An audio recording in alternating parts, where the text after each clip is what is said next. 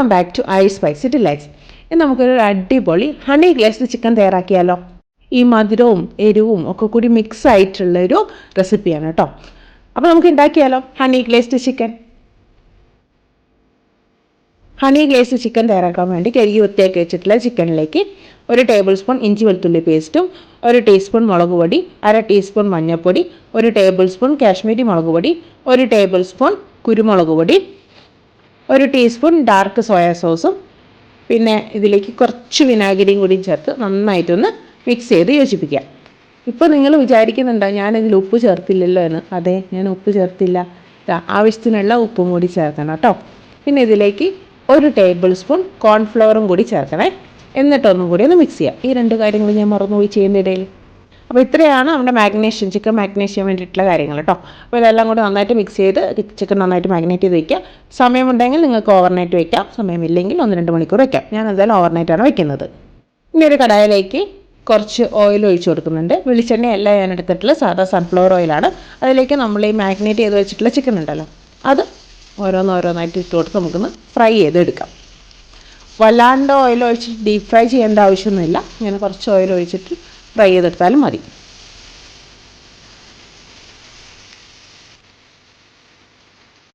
ഒരു ഭാഗം കുക്കായി വന്നിട്ടുണ്ട്. നമുക്കിനി തിരിച്ചിട്ട് കൊടുക്കാം. എന്നിട്ട് മറ്റേ സൈഡും കൂടി ഇതുപോലെ ഫ്രൈ ആക്കാം.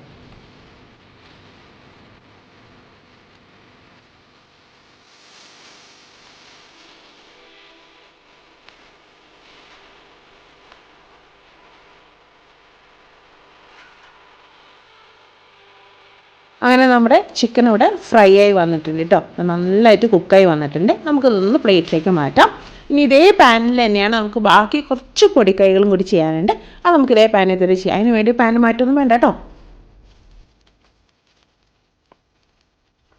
ഫ്രൈ ചെയ്ത് വെച്ചിട്ടുള്ള ചിക്കനെ നമുക്കൊന്ന് കുറച്ച് നേരത്തേക്കൊന്ന് മാറ്റി വയ്ക്കാം. ഇനി അതേ പാനിലേക്ക് തന്നെ, ഇതിൽ ഓയിലുണ്ട് അതുകൊണ്ട് ഇനി ഓയിൽ ഒഴിക്കേണ്ട ആവശ്യമില്ല. 1 ടീസ്പൂൺ വെളുത്തുള്ളി പേസ്റ്റും 1 ടീസ്പൂൺ കുരുമുളക് പൊടി, 1 ടീസ്പൂൺ ചില്ലി ഫ്ലേക്സും കൂടി ചേർത്ത് നന്നായിട്ടൊന്ന് പച്ചമണം മാറുന്ന വരെ ഒന്ന് വറ്റി കൊടുക്കാം.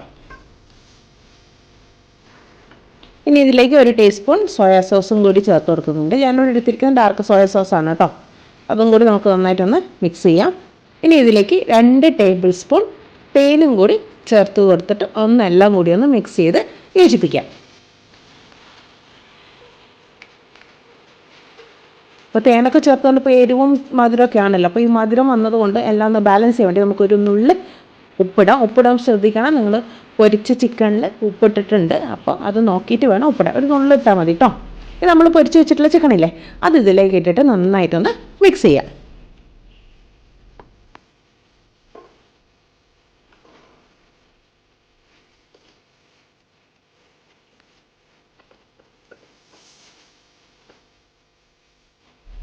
അപ്പോൾ മധുരവും എരിവും ഒക്കെ കൂടി കലർന്നിട്ടുള്ളൊരു ഹണി ഗ്ലേസ്ഡ് ചിക്കൻ നമ്മുടെ ഇവിടെ റെഡി ആയിട്ടുണ്ട് കേട്ടോ. ഇത് കണ്ടപ്പോൾ തന്നെ നാവിൽ വെള്ളം വന്നിട്ടില്ലേ? ആർക്കൊക്കെ കൊതി വന്നു? ഒന്ന് കമൻറ്റ് ചെയ്തൊക്കെ ആർക്കൊക്കെ കൊതി വന്നു എന്ന് കാണട്ടെ. ഇനി നമുക്ക് ഇതിലേക്ക് കുറച്ച് വെളുത്ത എള്ളില്ലേ, അതും കൂടി ജസ്റ്റ് ഒരു അലങ്കാരത്തിന് ഒന്നിട്ട് കൊടുക്കാം കേട്ടോ. അത് ഓപ്ഷനിലാണ്, നിങ്ങൾക്ക് വേണമെങ്കിൽ ചെയ്താൽ മതി. അതും കൂടി ഇടുമ്പോൾ ഒരു ഭംഗിയല്ലേ ഇങ്ങനെ ഒരു വെളുത്തിട്ട് ഇങ്ങനെ അത് കാണുമ്പോൾ. അപ്പോൾ അതിന് വേണ്ടി ഞാനത് ചേർത്തുന്നുള്ളൂ. അപ്പോൾ ഹണി ഗ്ലേസ്ഡ് ചിക്കൻ ഇത്രയേ ഉള്ളൂ. വളരെ സിമ്പിളായിട്ട് തയ്യാറാക്കാൻ പറ്റിയ നല്ല അടിപൊളി റെസിപ്പിയാണ് കേട്ടോ.